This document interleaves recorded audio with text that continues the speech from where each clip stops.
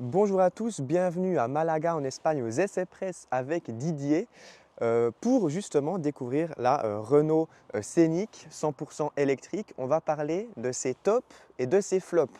Qu'est-ce que Renault sait très bien faire par rapport à la concurrence? Où est-ce qu'elle excelle? Et en revanche, quels sont les défauts aussi de ces véhicules justement? On a deux finitions. Du coup Didier, quelle est ta voiture aujourd'hui? Ah, moi, c'est la plus belle, c'est la rouge, la finition iconique, donc la plus haut de gamme, celle où tu as quasiment toutes les options. Tu as beaucoup de choses de série, sauf, je sais plus, on va en reparler juste après, le chargeur, je crois, de 22 kW, quelque chose comme ça.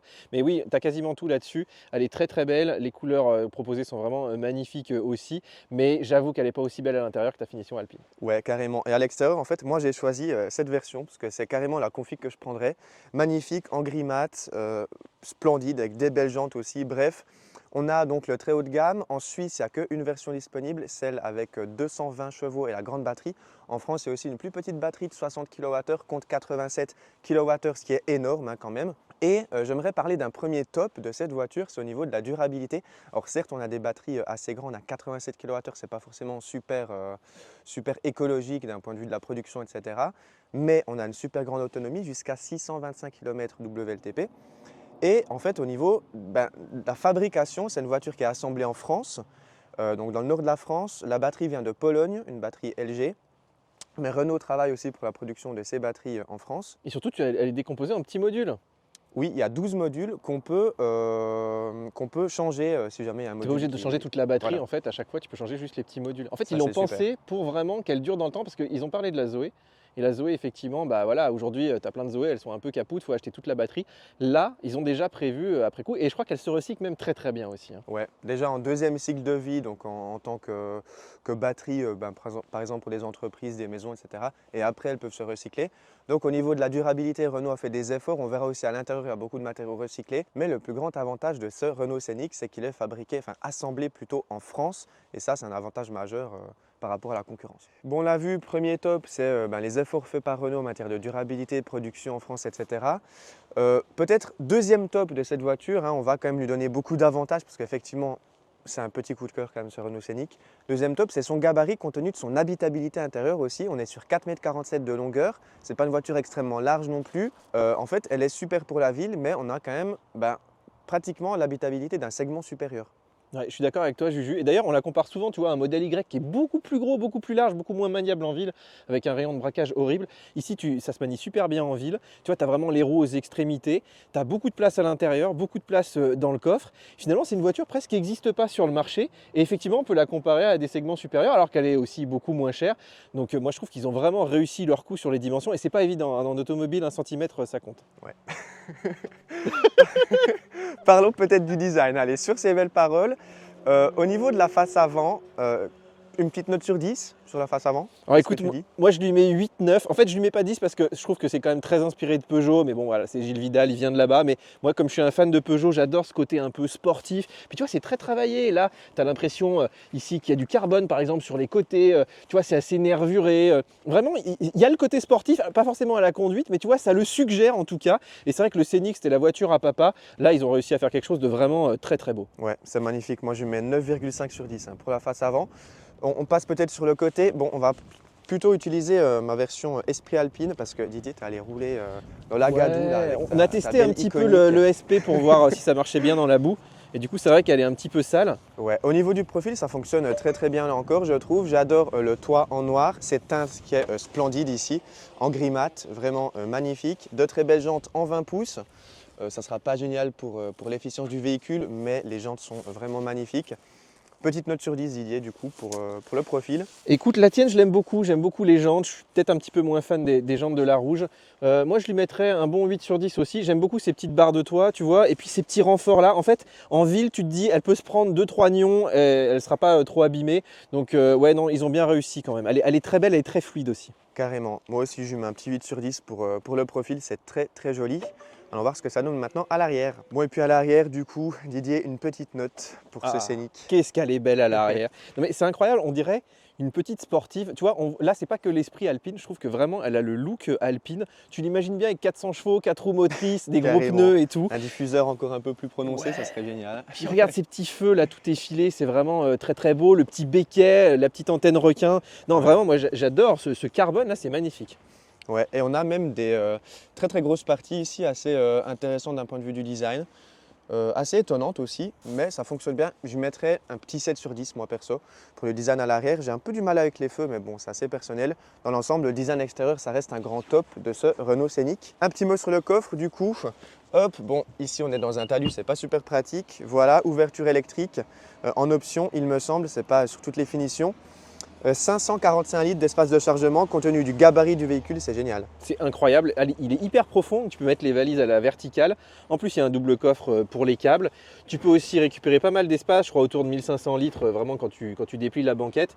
Alors, il n'y a pas un plancher plat, mais ils ont des accessoires pour le rendre plat, voilà, en accessoirisant un petit peu le plancher. Mais vraiment, là, tu pars en vacances, en week-end avec 2 enfants, moi je dirais sans trop de soucis. Carrément, donc le coffre, là encore, c'est un top. Allons voir le petit flop maintenant au niveau de ce Renault Scénic. Bon, ça vaut la peine de venir jusqu'à Malaga pour cet essai presse du Renault Scénic parce qu'il pleut, franchement, on a la pluie, c'est pas terrible. Petit flop, alors flop oui et non, mais c'est un point un tout petit peu négatif au niveau de ce Renault Scénic, c'est la recharge. Courant alternatif en France de série, c'est en monophasé, 7,4 kW, ça c'est pas terrible. L'option du 22, c'est 2000 €, c'est super cher.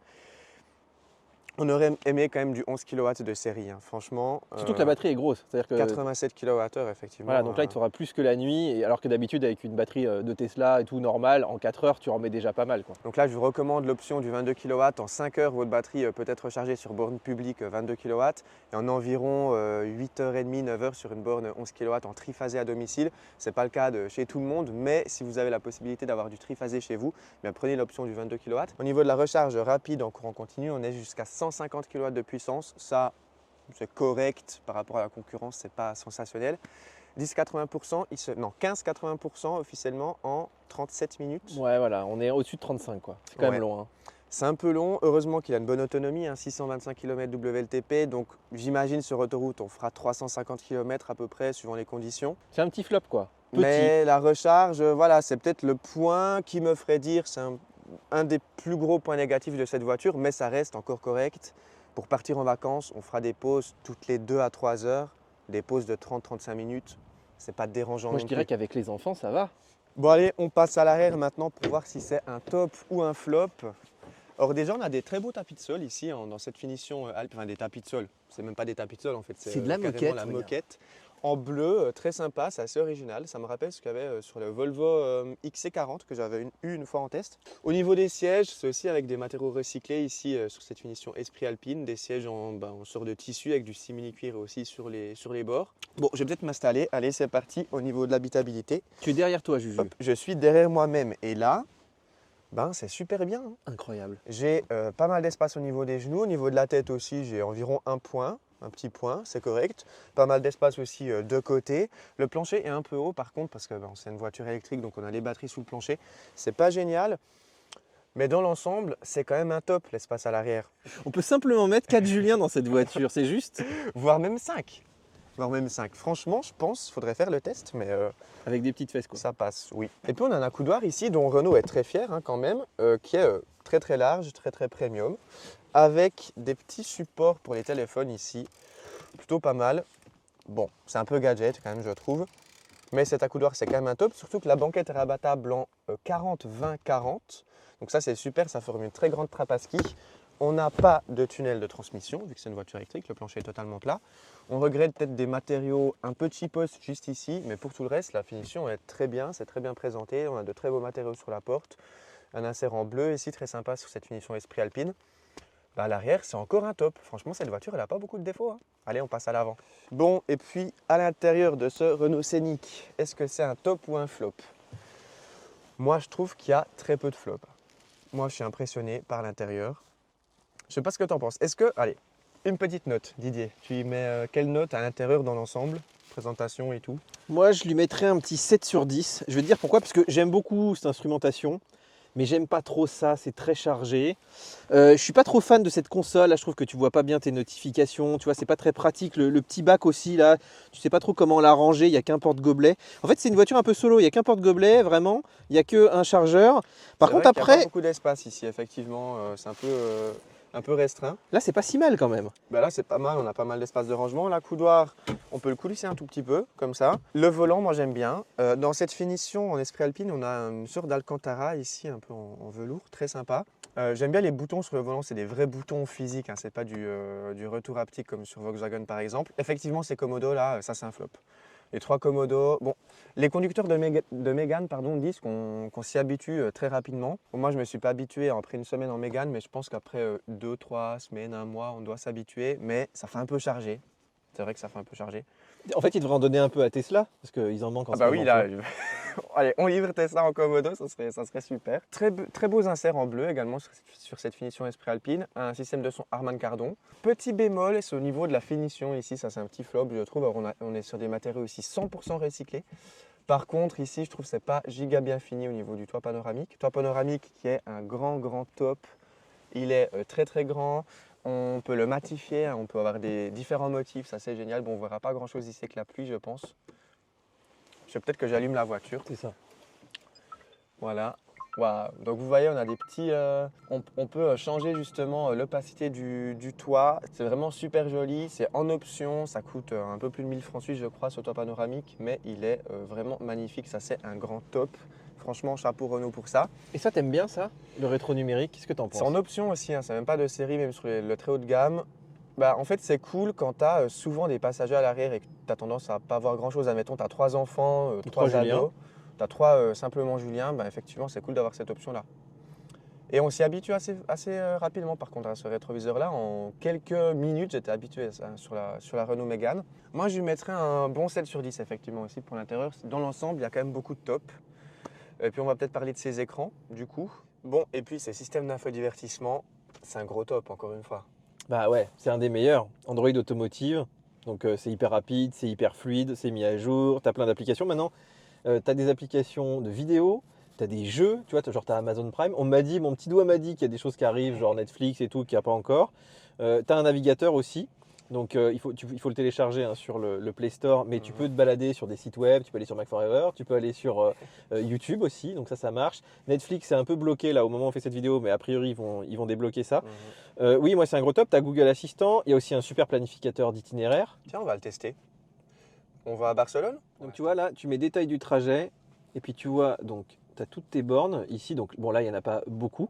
Et ce qui est cool maintenant, c'est que si tu vas ici, là, tu as des petites options d'itinéraire spécifiques aux véhicules électriques.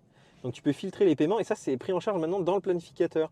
Donc par exemple si tu veux, regarde que du Ionity, tu vois, tu coches le Ionity, tu reviens ici, hop, et là il te recalcule le trajet avec que du Ionity, s'il en trouve, parce qu'évidemment il n'y en a pas forcément tout le temps. Mais là je pense que ça va marcher, tu vois, il n'y a que du Ionity. Donc ça c'est quand même hyper cool. Et ça j'ai envie de te dire, même le leader du marché, qui est Tesla, ne l'a pas. Et ben, en fait, pratiquement personne n'a un planificateur d'itinéraire autant complet. En fait, là, on est vraiment. En fait, le meilleur jusqu'à maintenant, je trouvais que c'était Mercedes. Là, on est au niveau de Mercedes, voire même mieux, vu que c'est plus fluide encore. C'est plus joli aussi d'un point de vue de l'interface, je trouve. Et puis c'est Google Maps, c'est-à-dire que tu as le vrai Google Maps, tu n'as pas le C'est système génial. de Tesla. Et c'est combiné à ton téléphone. Donc, toutes tes destinations que tu as mis dans ton téléphone, tu les retrouves dans ta voiture juste après. Non, au niveau du planificateur, c'est top. On fera un test de ce planificateur. Donc demain, on fera un trajet autoroutier pour parler justement des capacités de ce Renault Scénic sur autoroute. On le testera en détail. Donc la connectivité, franchement, c'est pratiquement un 10 sur 10 en somme. Il y a très peu de défauts, l'écran est assez grand. C'est génial, c'est réactif, c'est tout ce qu'on demande. La commande vocale fonctionne aussi très bien. C'est la commande vocale Google. Ça fonctionne aussi là encore très bien. C'est la meilleure commande vocale qu'on peut avoir sur le marché actuellement, il me semble. Je peux te mettre un petit flop quand même? Ouais, vas-y. Alors, moi j'aime bien l'écran vertical pour tout ce qui est cartographie et je dirais que pour la plupart des gens ça va. Mais par contre, quand tu commences à vouloir un peu de jeu, un peu de vidéo, un peu de divertissement, tu vois ta vidéo elle est au milieu là. C'est vrai. Et c'est pas beaucoup plus grand qu'un smartphone. Donc finalement, ce qu'ils ont fait sur la R5 de mettre un écran large, un grand écran large, comme chez Volkswagen et chez Tesla, etc. maintenant, je trouve que c'est quand même plus dans la norme. Puisque ici, tu vois, pareil, toutes les options de clim, du coup, elles sont un petit peu cougnées, comme on dit en Suisse. Et c'est vrai que là, ils sont bien débrouillés, mais tu pourrais mettre aussi aussi un petit peu plus de choses. Mais ce qui est cool, c'est quand même, même si tu mets CarPlay au milieu, si tu mets la carte tu as toujours les menus en haut et tu as toujours la clim en bas. Donc ça, c'est vraiment top. Donc il y a à peu près tout qui est sous la main en fin de compte, même qu'on n'a plus trop de boutons, on a quand même tout l'essentiel qui est encore sous la main, combiné à cet écran derrière le volant ici qui est très joli. Alors on n'a pas d'affichage tête haute, même pas en option, mais moi ça m'a pas vraiment trop dérangé je trouve, parce que j'ai une position de conduite assez basse en fin de compte, et j'ai vraiment une très bonne vue au niveau du tableau de bord ici, donc derrière le volant. Donc très très bonne impression. Moi ce que je vous propose, c'est qu'on aille faire un tour maintenant sur la route pour voir ce que ça donne. Et puis on passera après à la conclusion. Est-ce qu'il faut acheter ce Renault Scénic? Quels sont les tops et les flops? J'ai pas trouvé beaucoup de flops pour l'instant. Là, c'est dur. C'est dur. Bon allez, c'est parti, on prend la route pour parler des tops et des flops de ce Renault Scénic sur la route. Alors, il faut toujours l'allumer ici, ça c'est un petit flop sur certaines autres voitures électriques, il ne faut pas presser de boutons pour l'allumer. Les commodos, c'est vrai qu'il y en a beaucoup sur cette voiture, je me suis des fois trompé, mais bon, je pense qu'on s'y habitue. Et c'est parti. Au niveau du confort ici sur petit chemin un peu dégradé, alors je vais juste désactiver, excusez-moi, je vais désactiver le son ici, voilà. Au niveau du confort, c'est correct, pourtant on est sur des jantes en 20 pouces, mais ça le fait assez bien. On a un son artificiel ici, vous l'entendez peut-être un peu avec le micro. C'est un son artificiel assez plaisant, il est assez fort quand même, comme sur la Renault Zoé. Mais ça passe encore au niveau de ce son. C'est un son qui a été designé exprès pour qu'on reconnaisse les Renault dans la rue. Alors ce que j'aime bien dans cette voiture, c'est que Renault a pensé vraiment à l'utilisateur final quand on a par exemple les alertes de survitesse. C'est vrai que c'est une obligation maintenant de l'Union européenne. Ici ça bip par exemple, mais bon, la voiture a mal lu le panneau il me semble. Et puis je peux juste appuyer 2 fois sur le bouton ici sur la gauche, et puis on a le My Safety Profile qui va être activé, et du coup ça nous enlève certaines aides à la conduite, certaines assistances dont on peut se passer, qu'on aura donc présélectionné via le menu. Donc ça c'est une très bonne solution de la part de Renault, c'est très bien. Un autre top, c'est la visibilité de cette voiture. On a des assez grands rétroviseurs latéraux, à l'arrière aussi je vois plutôt bien, et en option je peux avoir le rétroviseur caméra. En option qui est facturé un peu plus de 1000 francs suisses il me semble, mais bon c'est très bien. Ça c'est également un top. Position de conduite, c'est également un très gros top, je suis très bien installé dans ces sièges. Un petit flop, c'est qu'ils sont en réglage manuel. Pourtant on est sur une voiture à environ 50 000 francs suisses ici. C'est vrai qu'on aurait préféré des réglages électriques dans cette gamme de prix là compte tenu du standing du véhicule. Un autre top, c'est la direction. Moi j'adore, elle est assez précise, elle est assez légère, mais quand même on ressent tout de suite qu'il se passe quelque chose dans la direction. Elle est assez incisive, donc ça c'est très bien, c'est un top. On a aussi un autre top, c'est les boutons ici sur le volant. Je peux me mettre en mode sport par exemple, hop. Et puis là on a donc les éclairages derrière le volant sur les écrans qui se mettent en rouge. Par exemple, on a une direction qui est un tout petit peu plus ferme. Et puis c'est génial, le mode sport c'est cool. Par contre, un petit flop de cette voiture, je dirais que c'est sa puissance qui est pas phénoménal par rapport à la concurrence. On est sur du 220 chevaux, c'est tout à fait correct bien sûr, mais d'autres voitures électriques proposent des versions 4 motrices. Par exemple, Skoda propose une version à 340 chevaux par exemple. Alors certes on est un petit peu plus cher, mais on aurait préféré un 4 roues motrices sur ce Scénic avec un peu plus de puissance quand même. Bon, sinon qu'est-ce que je peux dire encore? C'est vrai qu'on a beaucoup de top, même à la conduite. Mais on a quelques petits flops. Par exemple, la récupération. Donc ici, je suis en mode de récupération maximum. Donc si je relâche la pédale de droite, la voiture va décélérer pour récupérer l'énergie dans sa batterie. Vous le voyez ici, je suis à 80, je suis déjà à 70 par exemple, à la descente. Donc ça, c'est génial. Par contre, cette récupération ne va pas jusqu'à l'arrêt complet. Ça, c'est un peu dommage. Effectivement, j'aurais préféré une récupération qui va jusqu'à l'arrêt complet pour ne pas avoir à presser la pédale de frein pour confirmer l'arrêt. Ici, on devra toujours confirmer l'arrêt avec la pédale de frein. C'est pas dérangeant si on vient d'une voiture thermique, mais si on vient déjà d'une voiture électrique qui va jusqu'à l'arrêt complet, ça va peut-être nous manquer un petit peu. Au niveau de l'insonorisation, ici à 70 km/h, c'est correct. Pourtant, on est sur les jantes en 20 pouces, mais effectivement, j'entends quand même quelques bruits de roulement. C'est pas la meilleure voiture en termes d'insonorisation que j'ai conduit en matière de SUV 100% électrique, mais c'est tout à fait correct, je trouve. J'ai une très bonne position de conduite, vraiment, je suis très bien installé. Ces sièges, ils sont assez baquets, c'est très agréable. Ça, c'est un gros top. On a aussi un éclairage d'ambiance qu'on peut régler sur, je crois, plus de 40 couleurs. Ça aussi, c'est un top. L'éclairage est assez fin, assez design. Ça, c'est très sympa là encore. Et puis, en virage ici, si j'accélère un peu, on a un centre de gravité assez bas, effectivement, vu que c'est une voiture électrique. Mais la voiture, voilà. Alors, je trouve, pour un SUV électrique avec cette taille de batterie, elle est assez agile. Franchement, je ne ressens pas trop le poids. On est sur 1,9 tonne, c'est relativement léger par rapport à la concurrence. Surtout avec cette taille de batterie, elle a 10 kWh de plus que la concurrence. Et pourtant, je ressens pas trop le poids. Surtout avec cette direction qui est très incisive, je peux vraiment m'amuser à bord de ce Renault Scénic 100% électrique. Alors par contre le train avant des fois il est un tout petit peu dépassé quand on tartine un peu trop. Effectivement c'est une voiture traction. Le train avant en mode sport des fois il a tendance à patiner un petit peu mais je trouve que c'est plutôt bien réglé par rapport à la concurrence. D'autres véhicules traction des fois patinent un peu plus. J'ai essayé récemment le KGM Torres VX là, j'étais à Istanbul pour l'essai presse.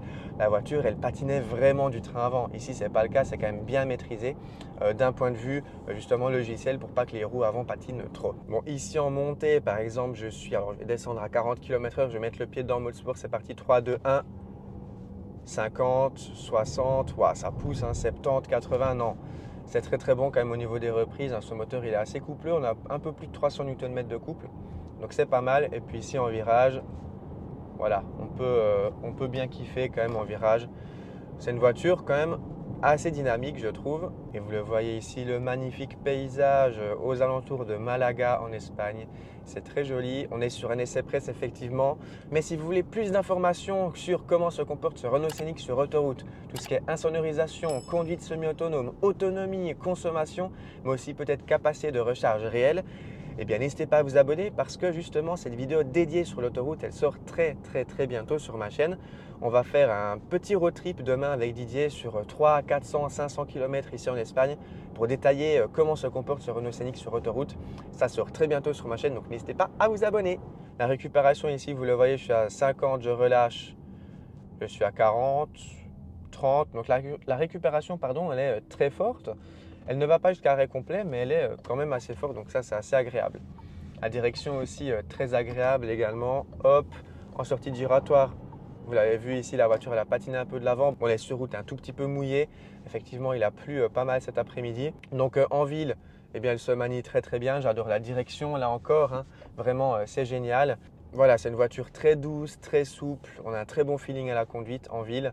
C'est un gabarit qui est très compact hein, quand même pour dire que c'est un SUV familial. On l'a vu avec toute la place qu'il y a dans cette voiture. Ça reste une voiture très compacte, donc ça c'est top. Le bruit des clignotants il est un tout petit peu fort. C'est un très léger flop, voilà. Mais bon, on chipote, hein. On chipote effectivement. Et on arrive ici à l'hôtel donc en fin de journée. C'est vrai que c'est un programme assez intense, hein, cet essai presse.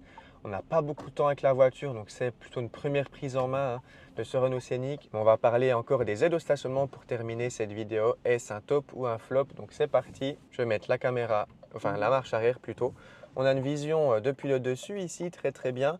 On a une caméra de recul. Si je mets en marche avant, on a aussi une caméra à l'avant. Ça c'est assez pratique. Et puis c'est parti. Les ronds de braquage est très correct, hein, 10,90 m, 10,90 m. Donc c'est pas mal. Les rétroviseurs se baissent automatiquement, ça c'est génial. Et puis on a une voiture qui se manie très bien comme ça, hein. C'est vraiment top. Et voilà, au niveau des aides au stationnement, ça paraît pas mal. Vous le voyez, on a même un grand angle. On a des caméras aussi pour les jantes, vous voyez. Hop, ça c'est très bien.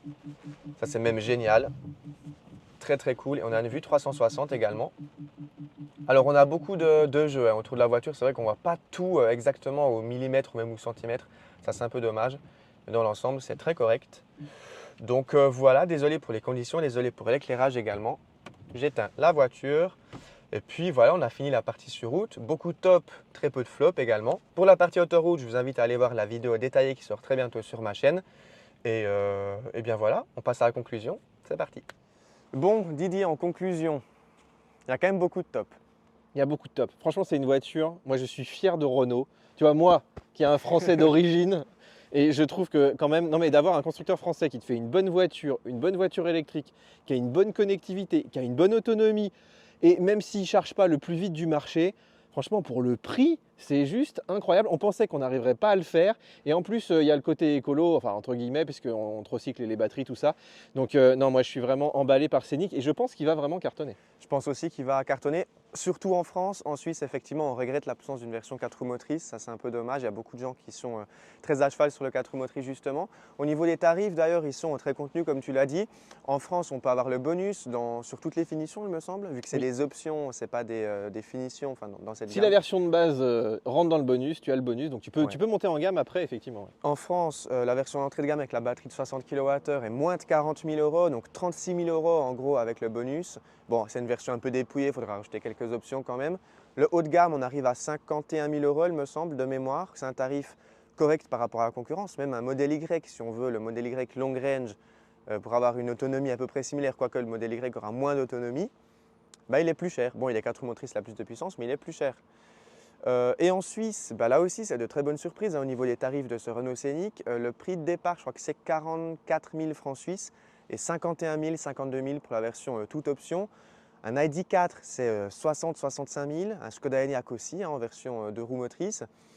Même une Ioniq 5, c'est aussi dans les 60-65 000. En somme, il est super bien positionné au niveau des tarifs, compte tenu aussi qu'il est produit, enfin assemblé plutôt en France. Pratiquement le jackpot pour Renault, excellente proposition, on l'a vu dans cette vidéo, donc beaucoup de top, très peu de flop, mis à part quelques petits défauts aussi à l'intérieur au niveau des finitions. Dans Tu sais, l'ensemble, en France, on dit souvent on n'a pas de pétrole, mais on a des idées. Bah, là, il n'y a même pas besoin de pétrole, tu vois, et il y a des très très bonnes idées. carrément. Bon bah ça sera le mot de la fin du coup. Merci beaucoup à toi Didier d'avoir été présent dans cette vidéo ici à Malaga. Merci beaucoup à vous d'avoir été présent également. N'oubliez pas le petit pouce en l'air, le petit commentaire, dites-moi ce que vous pensez de ces Renault Scénic, que dis-je.